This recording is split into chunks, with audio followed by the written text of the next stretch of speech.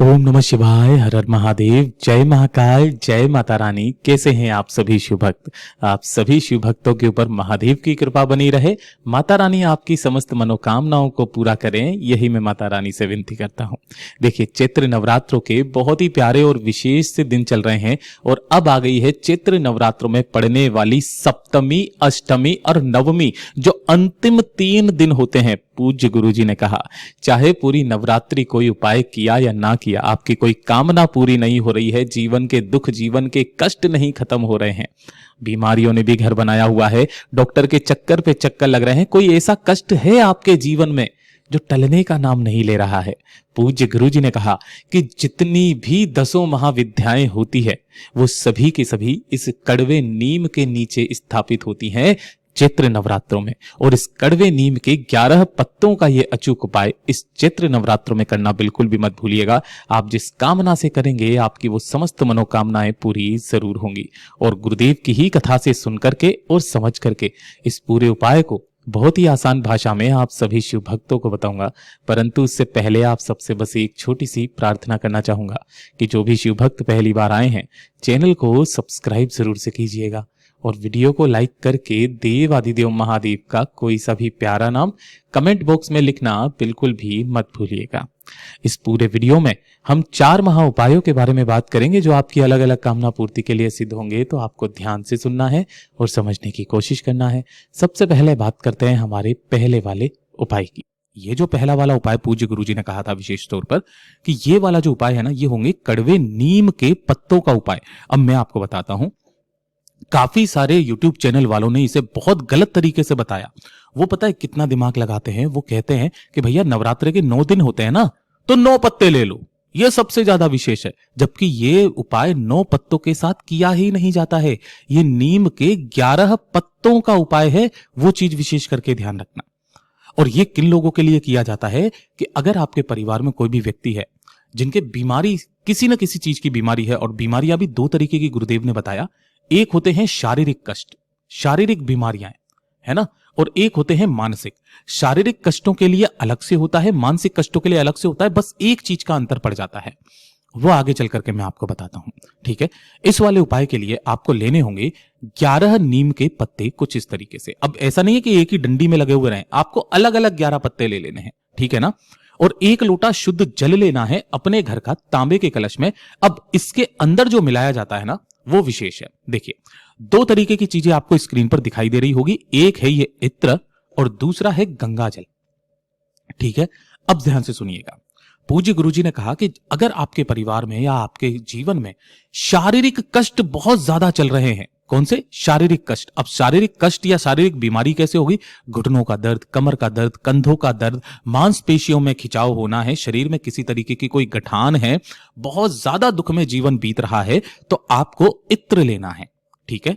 और अगर आपके किसी तरीके की मानसिक पीड़ा है, जैसे सोचने की, या फिर जरूरत से ज्यादा सोचते हैं जिसकी वजह से आप बहुत ज्यादा परेशान रहते हैं, शारीरिक कोई परेशानी नहीं है, मानसिक पीड़ाएं, मानसिक कष्ट आपको बहुत ज्यादा चल रही है, तब आपको गंगा जल लेना है। ठीक है। तो जो भी आपको, जिसके लिए भी आप इस उपाय को कर रहे हैं, वो वाली चीज आपको ले लेनी है। और जो 1 लोटा शुद्ध जल आपने लिया था ना, इसके अंदर वही चीज मिला देना है। शारीरिक कष्टों के लिए इत्र मिला देना, थोड़ा सा 2 से 4 बूंदे। अगर आप मानसिक कष्टों के लिए कर रहे हो तो गंगा जल मिला दीजिएगा। ठीक है। अब वो जो 11 पत्ते हैं वो इसमें नहीं डालने हैं, वो अलग से लेने हैं। और ये लोटा जल, ये दोनों को लेकर के आपके घर के आसपास जो भी भोलेनाथ का मंदिर हो ना, वहां जाकर के आपको पहुंच जाना है। शिवलिंग के पीछे की तरफ में आपको आसन लगा करके बैठना। जो पूजा पाठ अर्चना आप हमेशा करते हो महादेव की, वैसे ही करना है। ठीक है ना। अब जो आपने 11 नीम के पत्ते लिए हैं ना, उन 11 नीम के पत्तों को उस बीमार व्यक्ति का नाम और गोत्र बोल करके, अगर आप अपने लिए कर रहे हो तो अपना नाम और गोत्र बोल करके महादेव की शिवलिंग के ठीक ऊपर उन 11 पत्तों को आपको समर्पित कर देना है। किन के नाम से करोगे? काशी विश्वनाथ महादेव के नाम से। इस चीज का विशेष करके ध्यान रखना। काशी विश्वनाथ महादेव के नाम से उन सभी पत्तों को आपको महादेव की शिवलिंग पर समर्पित कर देना है। 2 मिनट वहां पर बैठ करके बाबा से निवेदन कामना करना, और कामना करके इन सभी 11 पत्तों को यहां से उठा लेना है आपको। और जो कलश लिया था आपने, जिसके अंदर इत्र या गंगा जल आपने डाला था, उन सभी 11 पत्तों को अब जाकर के इसके अंदर आपको डाल देना है। अब ध्यान रखना, ये लोटा जल आपको महादेव की शिवलिंग पर समर्पित नहीं करना है। इस लोटे जल को लेकर के जाना आपके घर के आसपास जो भी नीम का पेड़ मिल जाए, देखिए, गुरुदेव ने जब इस उपाय के बारे में कहा था, तब कहा था कि ये जो नवरात्रों के 9 दिन होते हैं ना, इन 9 दिनों में जो दसों महाविद्याएं होती है, उन सभी का वास नीम के पेड़ के नीचे होता है। इस चीज का विशेष करके ध्यान रखना। बड़ी से बड़ी बीमारियां इस नीम के गुणों से खत्म हो जाती है। तो जो आपने जल लिया था, उस जल को उस बीमार व्यक्ति का नाम और गोत्र बोल करके इस संपूर्ण जल को आपको नीम के पेड़ की जड़ों में नीम के पत्तों के साथ ही संपूर्ण जल को समर्पित कर देना है। पूज्य गुरु जी ने कहा था, बस एक बार करके देखिएगा, पूरे नवरात्रों में किसी भी एक दिन उस व्यक्ति के स्वास्थ्य में सुधार आने लगेगा। पूज्य गुरु जी का बहुत अद्भुत और अचूक उपाय है, जरूर से करना। बात करते हैं दूसरे वाले उपाय की।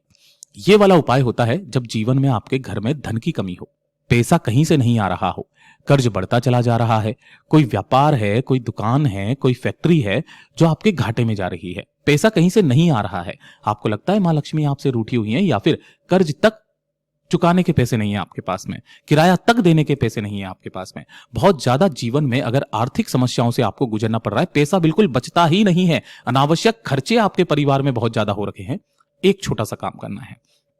आपको नवरात्रि की किसी भी एक रात्रि को, है ना, चाहे गुप्त नवरात्रे हो, चाहे शारदीय, चाहे चैत्र, कोई से भी नवरात्रे हो, आपको एक नारियल, ये जो जटा वाला नारियल होता है ना, इस तरीके का नारियल लेकर के आना है। लेकिन कोशिश करना इसे बजा करके देखना, बजा करके देखोगे तो इसके अंदर पानी पानी सा भरा हुआ रहता है ना, तो आपको बजता हुआ ही नारियल चाहिए जिसके अंदर पानी हो, सूखा नारियल मत ले लीजिएगा।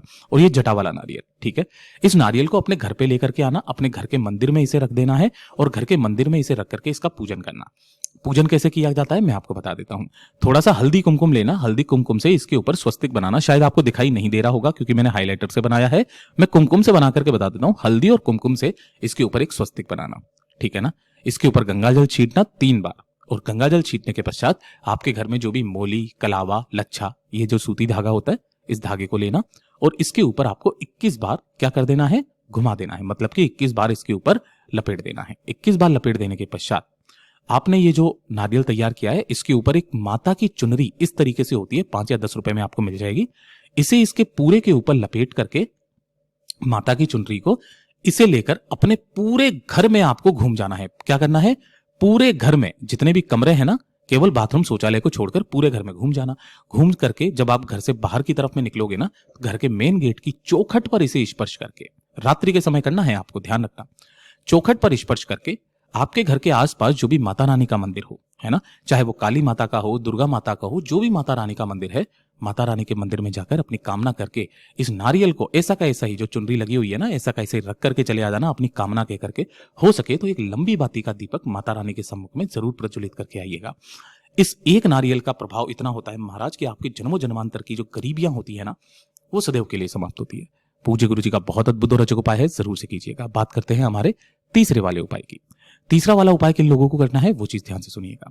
पूज्य गुरु जी ने कहा, अगर आपकी कोई मनोकामना पूरी नहीं हो रही है, कोई इच्छा है आपकी, कोई हृदय की बात है जो महादेव तक नहीं पहुंच रही है, आपने काफी सारे उपाय भी कर लिए, आपने काफी सारे व्रत भी कर लिए, सब कुछ करके देख लिया, लेकिन थक गए, आपका कोई कार्य है जो पूरा नहीं हो रहा है, बार बार उन कार्यों में आपके बाधाएं उत्पन्न हो रही है, कोई ना कोई रुकावटें आ रही है, एक छोटा सा काम नवरात्र की किसी भी एक रात्रि को आपको करना है, ठीक है ना। आपको लेना है मात्र एक बेलपत्र जो कहीं से भी खंडित कटा फटा ना हो। ध्यान रखना, इसके नीचे की डंडी काफी सारे व्यक्ति तोड़ देते हैं। यहाँ नीचे की डंडी में ये जो डूंट होता है ना, ये गणमान्यों का स्थान होता है, तो इसे तोड़ना नहीं है आप लोगों ने, ठीक। इसी के साथ में आपको लेना होगा थोड़ा सा इत्र, जो भी आपको इत्र मिल जाए, थोड़ा सा ध्यान रखना, मैंने परफ्यूम नहीं बोला है, मैंने सेंट नहीं बोला है, इत्र आपको लेना है।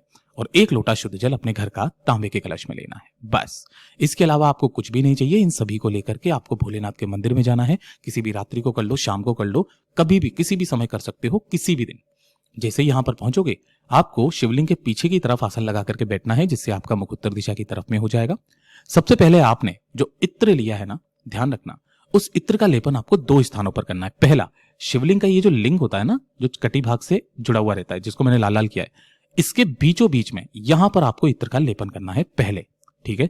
यहां लेपन कर दोगे और उसके पश्चात ये जो कटी भाग है और ये जो माता अशोक सुंदरी का स्थान है, इसके बीच में ये वाली जो लाइंस बना रहा हूं मैं, ये वाला खाली स्थान जो होता है, इस खाली स्थान पर भी आपको इत्र का लेपन करना है। केवल इन 2 जगहों पर इत्र का लेपन करके एक जो बेलपत्र आपने लिया है, उसे अपना नाम बोलना है, अपना गोत्र बोलना है, जिस तिथि को कर रहे हो उस तिथि को बोलना है, और उसको बोल करके आपकी जो भी हृदय की बात है, जो भी मनोकामना है, उस कामना को कह करके शिवलिंग के ठीक ऊपर इस तरीके से इस बार समर्पित करना है कि इस बार डंडी आपके तरफ में रहनी चाहिए और जो बीच वाली पत्ती है वो जलाधारी की तरफ होनी चाहिए। अपना दाहिना हाथ इसी के ऊपर रखकर बाबा से निवेदन कामना करके कि बाबा बस आपसे ही मेरी ये कामना है, मेरी इस कामना को पूरा कीजिए। मेरे ये कार्य हैं जो कार्य नहीं बन रहे हैं, बस आपकी जिम्मेदारी है मेरे बाबा, मेरे इस कार्य को संपूर्ण कर दीजिए। बस इतनी सी मेरी कामना है, आपकी इस भक्त की इतनी सी कामना है। इस तरीके से बोलकर ढोक देकर वापिस चले आ जाइएगा। महादेव ने चाहा तो आपके वो कार्य जल्दी से जल्दी बनेंगे। पूज्य गुरु जी के ये सभी उपाय बहुत ही ज्यादा खास और अद्भुत है, जरूर कीजिएगा। वीडियो पसंद आए तो लाइक करना, चैनल को सब्सक्राइब जरूर कीजिएगा।